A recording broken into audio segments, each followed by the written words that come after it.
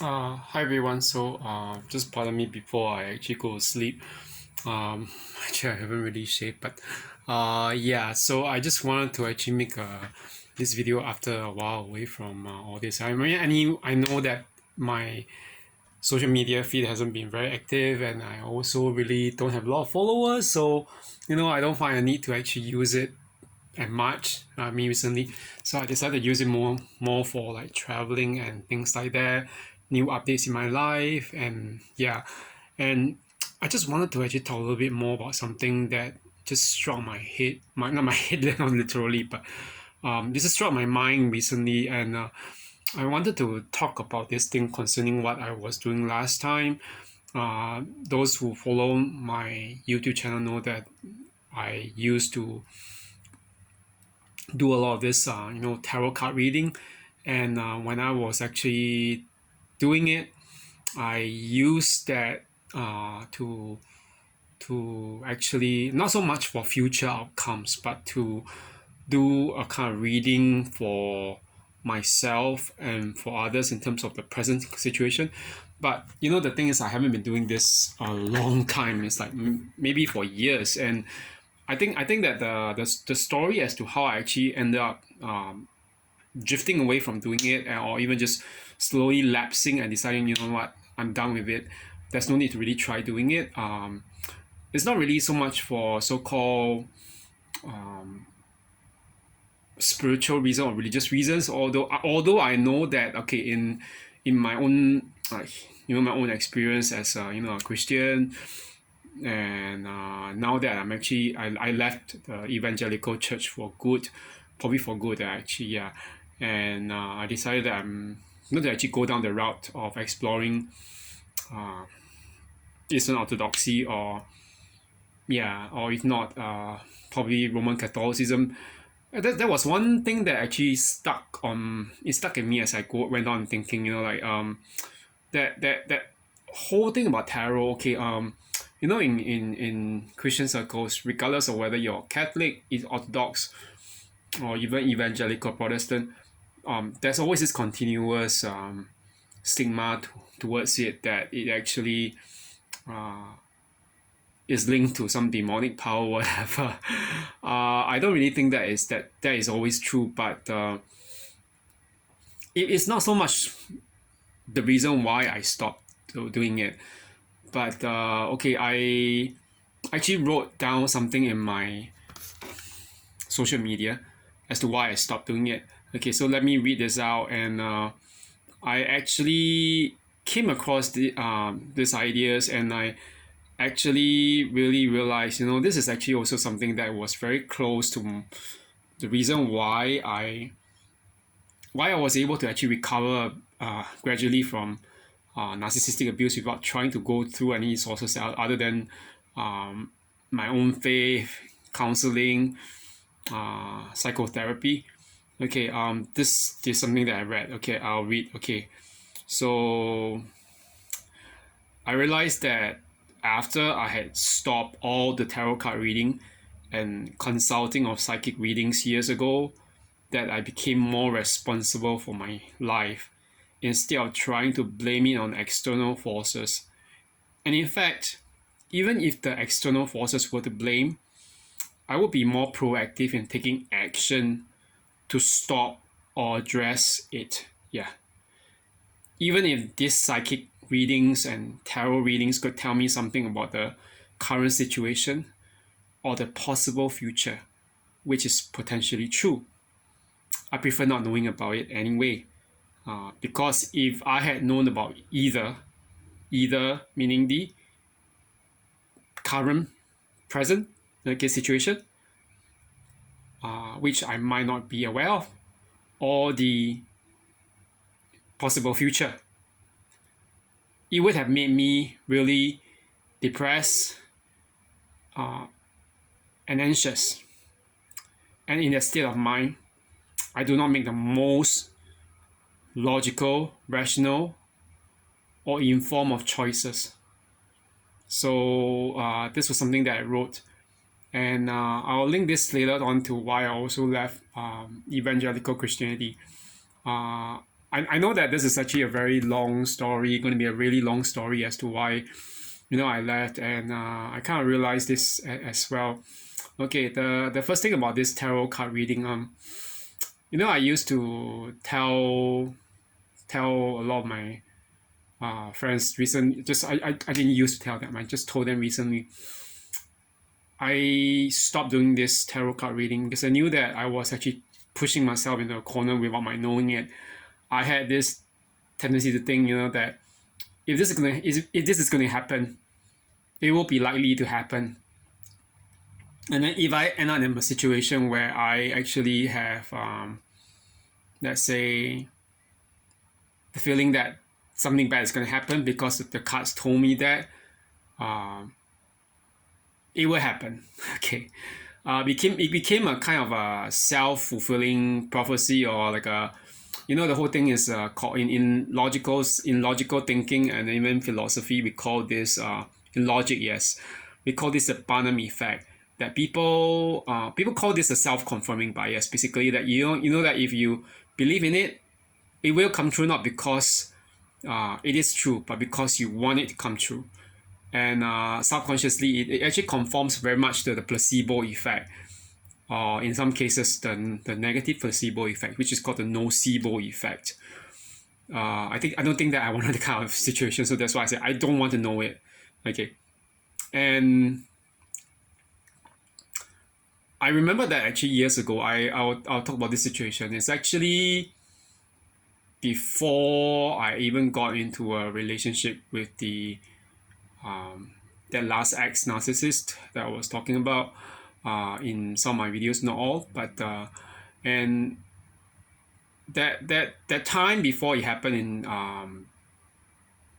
2016, which was from sometime in March all the way to, let's say, March or April. Yeah, not March, April. Yeah, March or April when we started talking again more regularly, and then April when the so-called dating started, and then the end of the so-called situationship or relationship being in on 28th of July. Okay, 2016. Just 3 days after that narcissist's birthday. Okay, so as you can guess, things like that happen during special occasions, because they do that, they do discuss over that kind of period. But okay, let me backtrack. Sometime in November or December of 2015, when I had kind of known that ex-narcissist in the capacity of an acquaintance, or something like, before, yeah, for a few months. I mean, we were not really talking as much as we ought to, and the kind of thing when you try to seek some source of, other than asking God or something like that. I mean, I should be asking God whether it's even good for me to do that, to be in that kind of relationship with that person or whatever, whether as a friend or whatever, or even anyway, whatever. Okay, and then you end up having, you don't go to God instead, because you were kind of lapsed. You are not a You're a lapsed Christian. You were really searching, and then at that point in time, you obviously you had to find answers. If you want to find an answer, you find some source. It need not be God. Okay, it could be something else. And you know that if you find something else, even if it's not something spiritual, it can, like cards in this case. According to luck, that was what my friend told me. My friend who's atheist, he said, all these cards, they work by luck as well, and also probability. And when that happened, okay, one of the times when I did this reading, it's a very extensive reading. I remember that I actually took a picture of the cards in that position. I remember that actually I posted that on my Instagram or Facebook, not Facebook, Instagram. And there was one strange thing that actually came to mind when I plucked one card. Okay, I was asking about something that I didn't know, and it was the devil card. Okay, I'm not trying to scare people off, but the devil card is actually something in the tarot system. It doesn't mean Satan, okay. Although it seems to be the devil, or whatever, but I mean, mine was actually in the particular tradition of drawing. It's a very esoteric tradition, but this based on the drawings of this Russian explorer to Tibet or to Himalayas. What was his name? I can't remember his name anymore. I just showed my friend that picture, and in that particular card, it was because the deck was actually a very esoteric amalgamation of different traditions like Chinese Taoism, Confucianism, Buddhism, what else? Orthodox Christianity. Yes, there are some pictures, and it's kind of strange that the devil card, or which is called the demon card, showed like a Chinese version, or Chinese Buddhist version of that so-called devil, so-called the so-called doorkeeper to the temples, or to sort of to ward off evil. Yeah. So but we know that in retrospect, now that I look upon that card, I don't know if it's a kind of like uncanny kind of like a prediction of my situation, that it was in a way priming myself back to some kind of there was a kind of struggle. I interpreted it then as a kind of like a struggle with something negative, in terms of some negative habit. I didn't realize what it was. I just thought it was that, because it was that because in the devil card in the traditional system, the devil has the lovers, a man and a woman who are naked in chains, okay, and so it was meant to actually symbolize some form of addiction, some demon that plagues the lovers. And of course, in that situation, instead of love, I mean, because the lovers represent love in the tarot system, but if it's in the devil card, these two lovers, they represent some form of lust, potentially, if not lust, some form of relationship that shouldn't be. I didn't realize that now, but now that I look back, I realize, what was it a kind of uncanny thing that I got into a so-called relationship that I shouldn't be in with a narcissist, someone who was in a way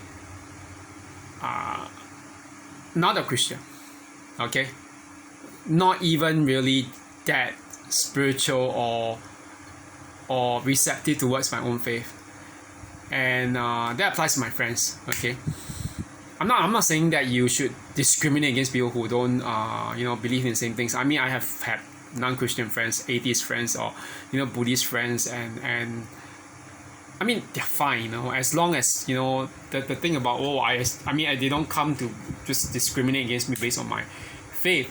I mean, that's fine, and they are very kind people regardless of their religion or lack thereof. But it was that experience, the whole thing about once I thought about the card, and then linking it back to my whole stopping of reliance, my ending of that reliance upon tarot cards and psychic readings. I came to realize this one thing. If you were to actually end up thinking something is deterministic or something is going to come true, it will come true. Okay, this is something that we call it's not just a deterministic system. It's or neither is it just the Barnum effect or the self-fulfilling prophecy I was telling you about.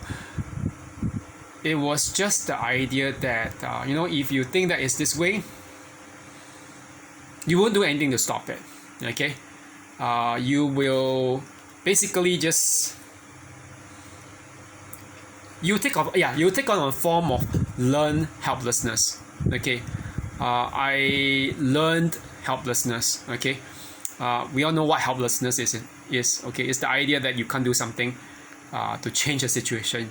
It's a bad situation, but it's just that because it's always that way according to your mindset, and you think that it's that way, and so you keep on like saying, oh, you know what, I'm not going to do anything, I'm going to keep on just stay there and wait for doomsday or Ragnarok to come, and maybe I can just wait, hopefully that it will improve without me doing anything.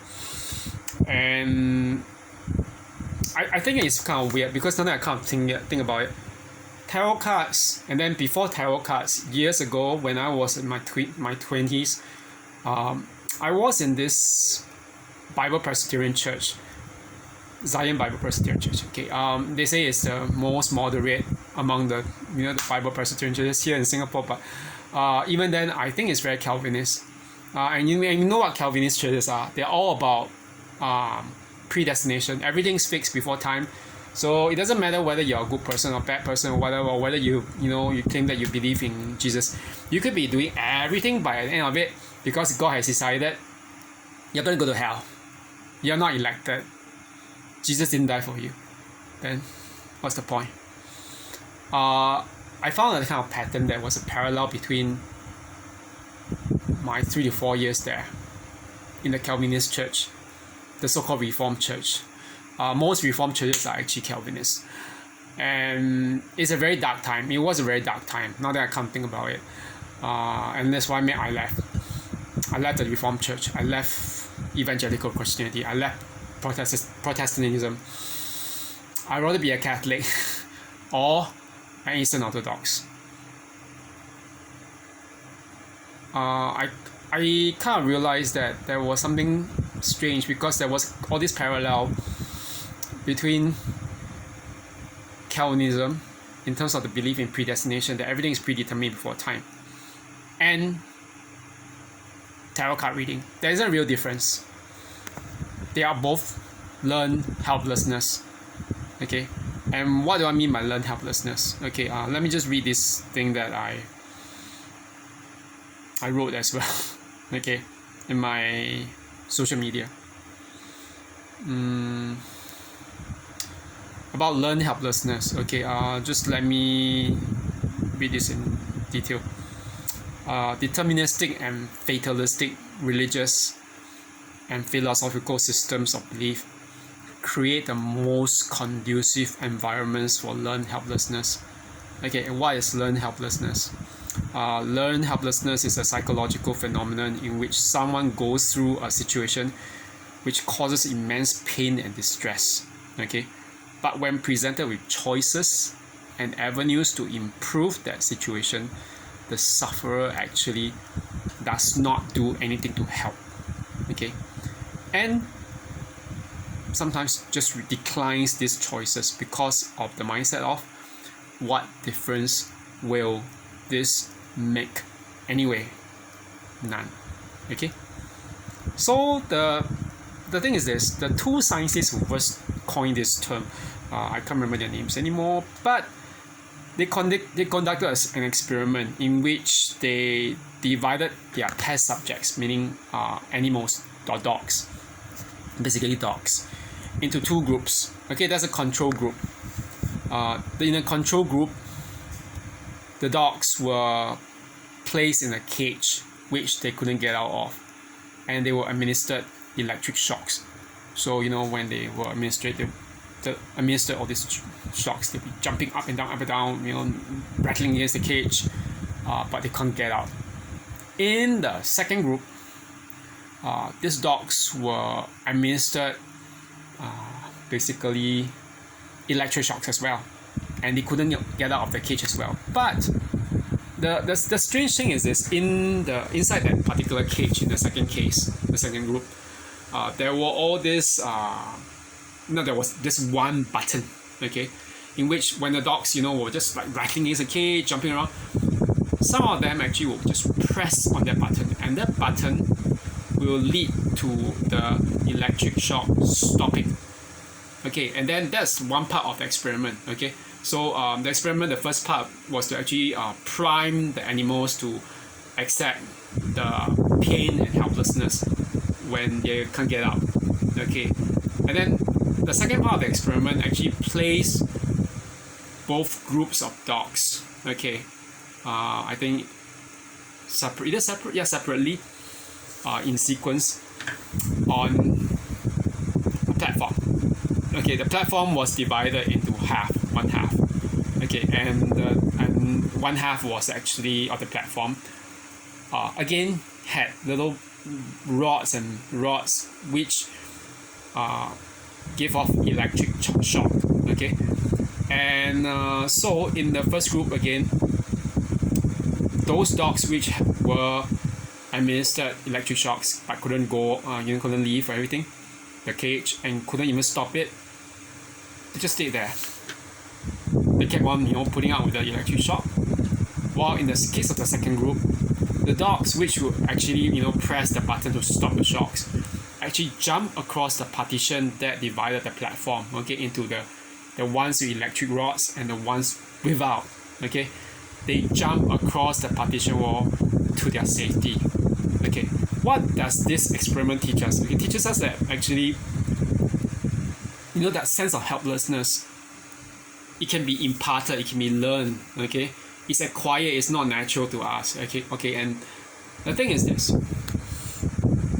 Calvinism, predeterministic systems, they actually lead you to think that there is no point trying to change the situation. And I don't think it's just Calvinism. It's actually what does this actually say? I'm going to read this on. I'll go on reading this. What does this say about deterministic religious or even philosophical systems like Calvinism? Islam. Islam is another one of this.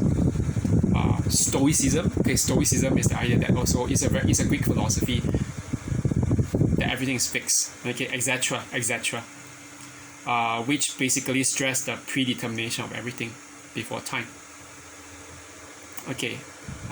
That's one conclusion that I have. I believe this is across the board, regardless of this religious systems, because the basis of all these systems, even tarot card reading, is that when presented with a situation of immense pain and distress, the individual actually can be prompted to take action to change that situation, regardless of his or her faith. But because he or she has been told repeatedly that the outcome is fixed no matter what, it stops them from doing anything to change that situation for the better. So it's very similar to, let's say, the case of a man or woman who's abused by the other half. They say because like in the case of some systems, the one that I'm most familiar with is Calvinism. Like let's say that a woman who's being essayed, by different men. The one thing that the Calvinists will go up to will say, oh, you know what? God ordained this for His glory. What?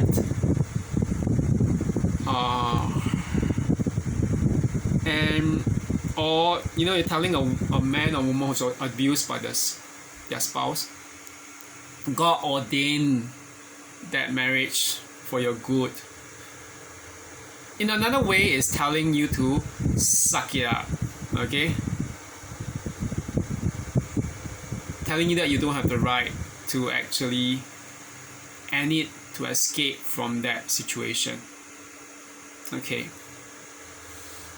Now I don't want any part of that. I don't think anyone in the right mind, who has logic, who is able to think things through, to know that we are all made in the image of God and that we have a right to walk away from this kind of situations, we won't stay on, But the problem is when you tell someone that, because you tell them someone that is all being ordained, whether by God, whether by the universe, whether by whatever forces out there, or some cases people say, oh, it's written in the stars, like what astrologers say.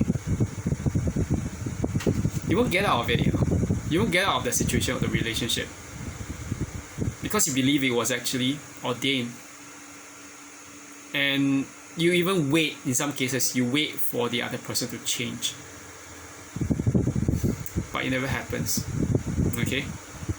It's just like that little meme that I think I've seen before, and I believe some people have seen before. This skeleton, sitting on the table, and then what's the message on top? Here I am, waiting for my narcissist to change. That was another one. This woman was very old, very wrinkled face. Here I am, waiting for my narcissist to change, to acknowledge that he is wrong. It doesn't happen. Okay? I just want to get it out there, that this whole thing about learned helplessness is something that I don't think anyone in the right mind will put up with. And then when I realized that, that whole thing that I just told myself, I just realized it's myself. And when it came to mind, it was like, oh my, the scales falling off my eyes. The part when Jesus told the blind man, rub the clay on his eyes, and go and wash in the pool. And the man who was more blind could see. I felt it was like that. I've been indoctrinated into the whole system of Calvinism, of learned helplessness for years. 3 to 4 years, can you believe it? They keep on telling me God predestined everything, that God is sovereign, even evil is predestined by Him. I want no part of that. Okay? Even if it means that I end up becoming a non-Christian,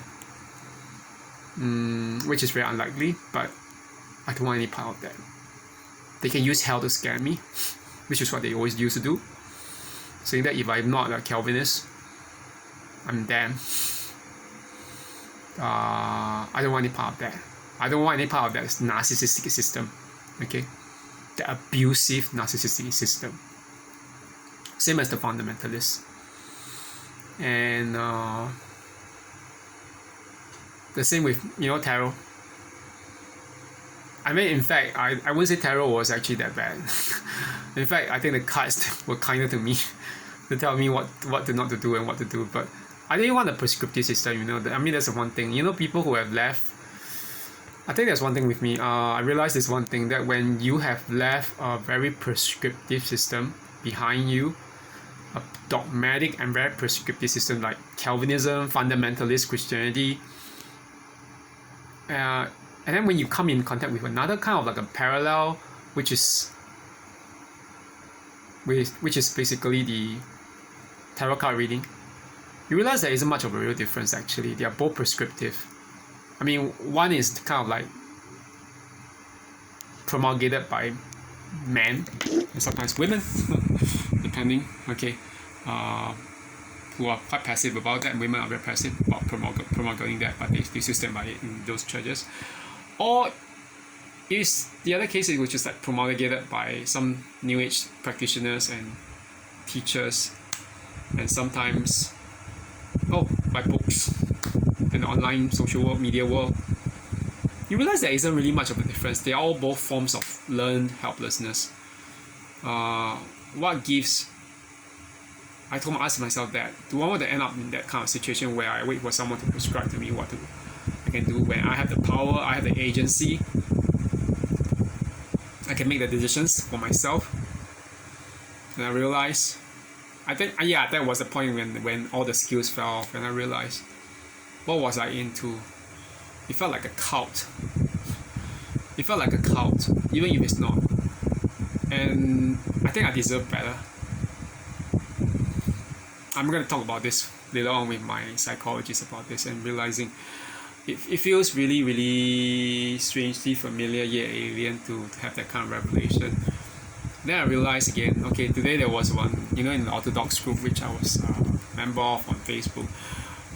There was this anonymous post, someone asking about, how is it between a Muslim man and an Orthodox woman? I'm not sure who the one posting is, but it sounds like it's from an Orthodox woman.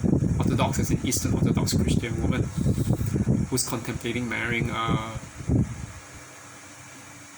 Muslim man. And I was like, oh, no, you don't want to go there. Okay, I'm not talking about this in case of my relationship with the ex-narcissist who wasn't even a Christian, who claims to be agnostic, but whom I seriously believe was actually demon-possessed. I mean, I was thinking, did I even ask or find out for myself from God, what He wanted me to do? No. I just went ahead because I was like primed into being that trauma bond. Feeling sorry for someone who was basically not sorry about what they are always doing to other people. And on top of that, I was also I was believing in the good in everyone. I mean, which is not really the way it is. We know that in the Bible always warns us that the human heart is very treacherous. Yeah, there are people who have ill intentions. It doesn't matter what they are. You never know, even if they are in a position of like authority, they could have like a pastor, a preacher, your boss, or yeah, I mean, even in supermarkets, how do you know that person is actually not using you? You don't know. The Bible warns us a lot about that, but I wasn't listening. I guess that it was a kind of like, yeah, all these are patterns, like we just like self-learned helplessness, and even the part about not being unequally yoked, and I was like, oh. And it was like when this thing came about, I realized just now. I think nowadays, I'm not attached. I don't care anymore. I'm not dating anyone, and I don't really care because what I realized is this. I might want it this way, but what if God has something better for me, and I can't just get into this situation again and ruin my emotional state, my health, my finances. And even worst of all, my own spirit, my inner spirit was so broken then. Can you imagine years after that, 2 years after that, I felt so suicidal. I wanted to actually unalive myself. Because my situation in life wasn't improving then. I mean, if I think that if I had not like had some kind of intervention from friends, or even from that little inner voice telling me, don't do it. I don't know what happened. There was some inner voice I can't explain. And some people will say, oh, is it your inner voice? It could be my inner voice, which probably isn't. It could be just like maybe just God. I think it's really God, because I felt like if I had done it, I wouldn't be able to bounce back. If I had tried all these kind of things like hurting myself, and it's not just that, but even if I had survived that, can you imagine the strain that I'm caused to my parents, my family, my sisters, my nieces, my nephew, and you're wondering, what did I do? I can't be hurting anyone. I mean, my time, even my granny was alive. I wouldn't want. If it happened, that what would happen, and no more of that. Okay, no more of that. No more learned helplessness. So I know it's a very heavy topic now that I come think about it. It's like I'm like barely 1 month away from Christmas. I'm going to travel again soon. And then this time around I'm going to travel somewhere further away. I'm not going to go to Korea. Although I do actually love going there and everything. I'll be going there next year, but sometime later. But I kind of realized that that this learned helplessness is not the way to go about life. And even being yoked with unbelievers, people who don't believe in the same things, just because I think that maybe they need help. Okay, no, they don't need help. We are not responsible for changing someone else. So we are responsible for ourselves. Okay, once I realized that, I think everything kind of changed. The rules of the game will change. The rules of the game, because life is in a way like a game. We are playing this game, and sometimes you never know what you're going to get into that game. Like, I mean, it could be, there are always surprises. So anyway, that's me rambling. So I think that this will probably, I just want to use this to warn people. Don't give your power away just by thinking like that everything is fixed. It's never fixed. Okay, and we have the power to change. Because we have the power to change, we have to do it for ourselves. And the person who can't even heal or recover from all this, can you imagine how much we'll be living life bitter, angry, if not angry, let's just say bitter, and then we are wasted because we spend a lot of time just feeling we're not good enough. And I mean, I'm still struggling with that sometimes. I talked it through with the psychologist, and she said, I got this feeling that somehow you also struggle a lot with that feeling of not being good enough. You still have it, but it has been improving because of the therapy. But yeah, I mean, it's still there, so I'm not saying that it has totally vanished. But anyway, I hope everyone has a good December. Okay, today is 1st of December. We need to remember we have the means to change our life. Okay, if we are in a situation that is really, abusive, which threatens to break us, I think it's time to really just do something. Don't pray. Don't pray and then wait on it. Okay. What I did was just pray and wait. I don't think that's what God wants us to do. I was unequally yoked with someone who actually probably used religion against me. And it wasn't a good thing. But now that I think about it, I always tell people I'm converting to Orthodoxy or Catholicism. I don't really think that anyone can stop me from this choice. Because I have so much hellfire. Even from evangelical friends, saying that my leaving evangelical Christianity will bring me to hell. And I said, no, try me. I think God loves me more than that. And yeah, I don't believe in that whole predestination thing. Okay. If my so-called membership in the church is going to be the one determining whether I go to heaven or hell, I don't want it. Okay, that's a bully deity. I don't want that. Anyway, I'm saying it in front of my gods.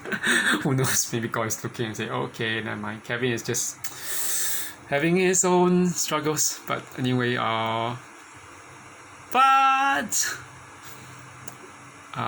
yeah, weekend's here, my nieces are coming tomorrow, so have a good one, everyone. Okay. And yeah, don't waste time.